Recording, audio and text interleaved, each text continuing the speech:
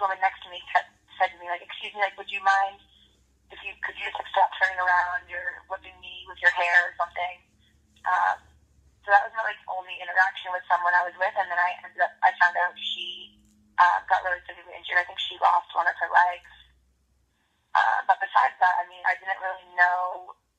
I guess my middle school principal's son got injured, but I didn't really find those people out. I didn't really find that out until like a few weeks later.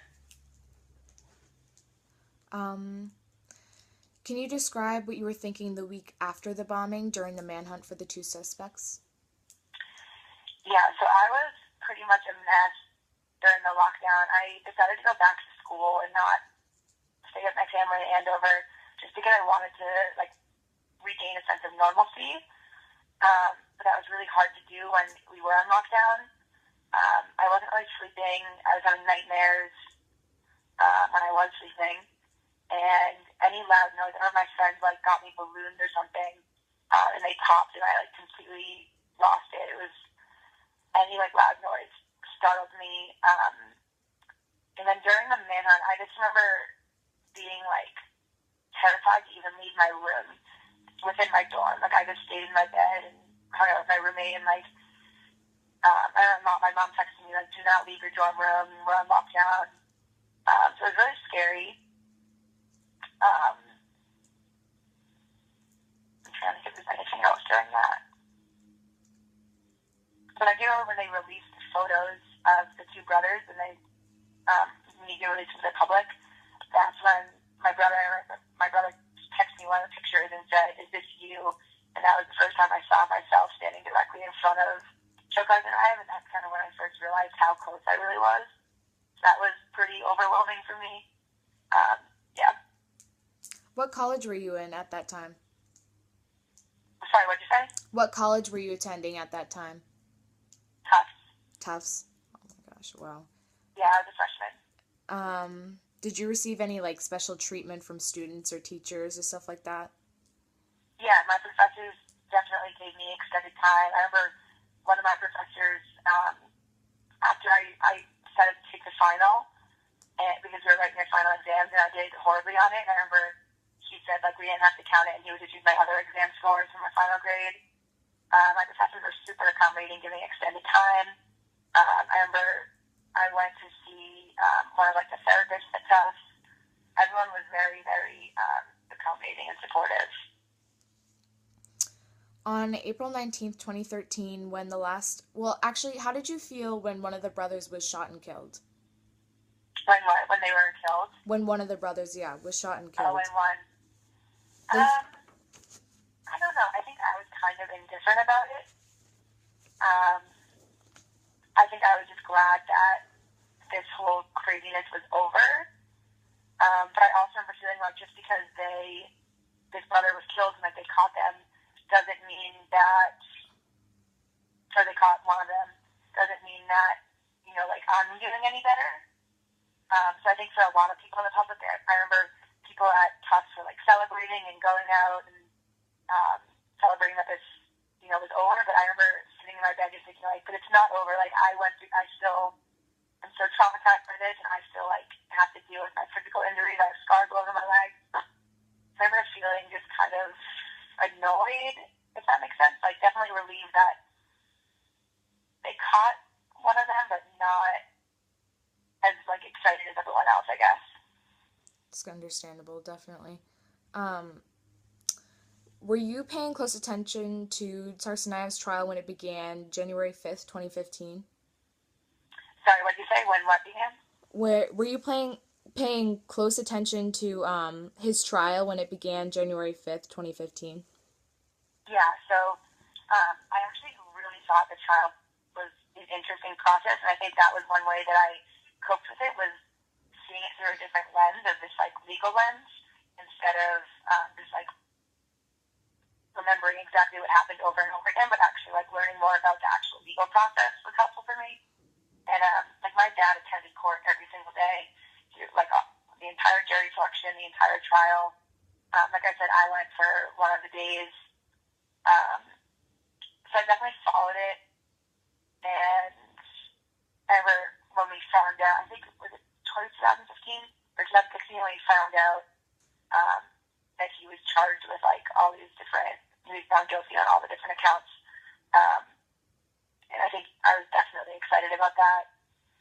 But again, I remember thinking like this legal process doesn't really do justice for what people went through. I think that's what's really hard is to like, you know, there's some people who lost their legs and, you know, me who was so emotionally traumatized. It's hard to like reconcile what happened just with the legal process. I think that's what's really difficult. What were some of the most shocking parts of the trial for you, personally? Trying to think.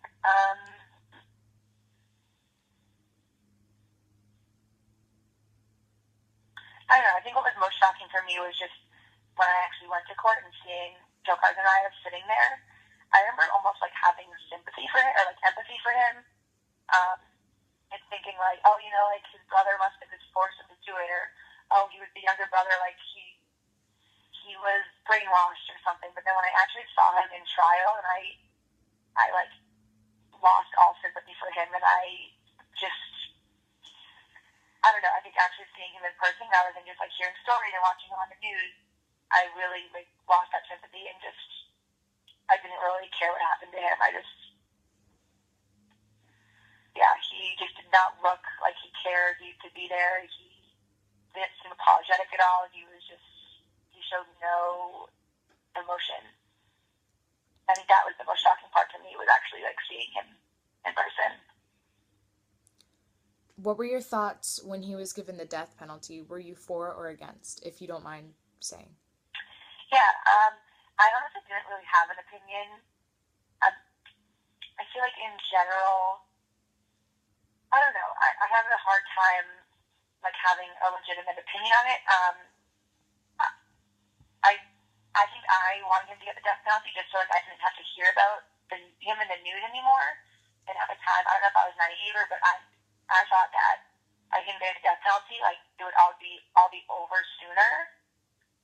But at least on the other side of the token, like I also almost feel like the death penalty is the easy way out, and you know, making him live with what he did his entire life and live in prison. You know, I don't really know what prison conditions would be like for him, so it's hard for me to, you know, see what that would look like. But I think I also want him to like understand what he did and be more apologetic for it. And I feel like by giving him the death penalty, he has no way of like apologizing or, you know, being sympathetic. He just is gonna die, I guess. But I also don't know if they're gonna like appeal it or go through any more processes before.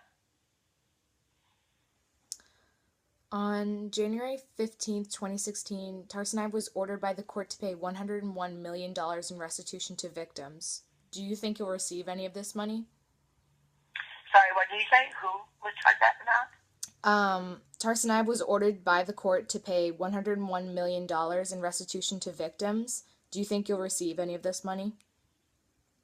I actually don't know. I originally received money from the One Fund. I'm not sure. I actually am not sure about the money from the January that you're talking about. It might just be going to Martin Richards' family. I'm not sure. I need to read up more on that, but yeah, it might just be. I doubt I would receive any of it. I don't think I would. Okay. And you said you participated in the Boston Marathon this year?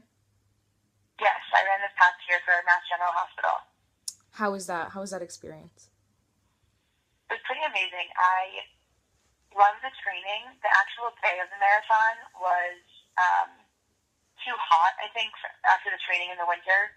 So I was really dehydrated, and I actually did not get the time that I was expecting. I was a lot slower, and I ended up throwing up at mile 23 and having to go to the medical tent. And I thought running down Boylston Street would be this empowering feeling of reclaiming the finish line, but I really just wanted the race to be over because I was in so much pain. But it definitely was an amazing experience, and I raised over $10,000 for Mass General, so I think that's even a bigger accomplishment than finishing the race. But I definitely want to do it again. I think kind of takes what happened to me and I can use it in a different way, which I think is important to do, while also, raising money for the place that I was brought to on April 15th. Were you running with any of your teammates that you attended with on 2013, the day of the bombing? No, not with my teammates, but a few of them had run the year before. But since I was still in college and playing lacrosse, I couldn't run the marathon until this year. But I did run with my sister. Well, we didn't run the marathon together, but we trained together and we're on the same team. Or how are your teammates healing up? How are you healing up from this experience? I feel like I've learned to tell the story and use it in a way that's more helpful for me now, and I'm not as affected by it. But I think it really just took time. And I definitely think it's like a bond that my teammates and I have together. Everyone kind of copes with it in a different way. Like some of my teammates don't really like talking about it, others do. But I think, you have to realize it's just like something that happened, and what you do with it, I think, is more important, and that's kind of what I've learned through running the marathon this year. Before the marathon, what were your opinions on ISIS? And, there's definitely a lot of controversy now about, Islam and ISIS and stuff like that. How do your feelings differ from before and after about terrorists and ISIS? Wait, hold on one second, okay? Yeah.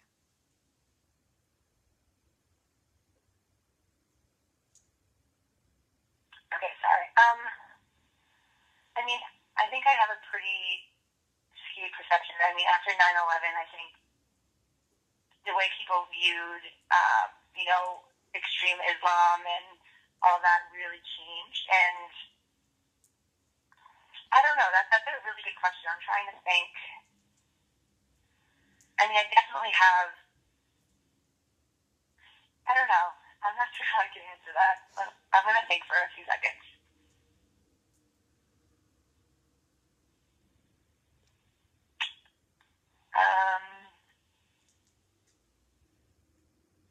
I don't know. Can I get that question? That's hard. It's okay. If you want, we can come back to it later. We can just leave okay. it be. But yeah. Hold on. Do you feel like the Boston Strong Bond, do you continue to participate in organizations or funds that benefit survivors? Sorry, what did I do? You think the organization what? Do you feel the Boston Strong Bond, do you continue to participate in organizations or funds that benefit survivors? Oh, gotcha. Not so much anymore. I think I've mostly dedicated my time to working with Mass General Hospital. At first, I guess I went to a lot of the dinners they were having and the resilience meetings and meeting with other survivors. They don't do as much of it anymore. They still send out emails and send out resources. But I really found strength within my own family and friends, and again through Mass General. I think that's kind of enough for me. But in terms of the whole Boston Strong thing, I think I'm even more proud to be from this city to see how we responded. And I always think about how David Ortiz said his famous line, "This is our effing city," at the Red Sox game, and the Red Sox won the World Series that year. So I think Boston Strong is really about how you respond, and it really just showed how amazing the city is and how resilient people are and how, I guess, just supportive the community is and how everyone loves the city, no matter what it goes through. Okay, last question was, are you proud to be a survivor? Yes, I definitely am. I think at first I wasn't. Like I said, I felt more guilt. But I think now I learned to embrace it as part of my identity and part of my story, and not at first I was kind of nervous to tell people about it, and now like I said, I really just learned to embrace it and use it in a way that will benefit others as best I can. And I think when I do that, it helps me be proud of it, and I guess not ashamed or guilty like I felt originally. Okay. Thank you so much, Jamie. Do you want to go back to the question I asked earlier? Are you okay with just like not answering or? I know. I'm trying to think. I mean, I don't think I know enough about ISIS and about terrorism to really like answer that in a way that would sound educated. I mean, I know like my family probably has almost, I guess like a negative perception just because like I went through this, so but we were just affected by it so personally. Um, and I mean, yeah, I don't know how else to answer that. I'm sorry. It's fine. That's the end of the interview, but yeah, that was the last question. But thank you so much for doing this with me. I really appreciate it, and I know that like it can be hard to like go back and relive it and stuff like that. So I really appreciate you like answering my questions for this project. Yeah, of course. If you think of anything else or need anything else, feel free to text me or email me or whatever. Okay. Thank you so much, Jamie. Really appreciate it. Yeah, of course. Tell your mom I say hi. Okay, I will. All right, I'll talk to you later. Bye. Thank you.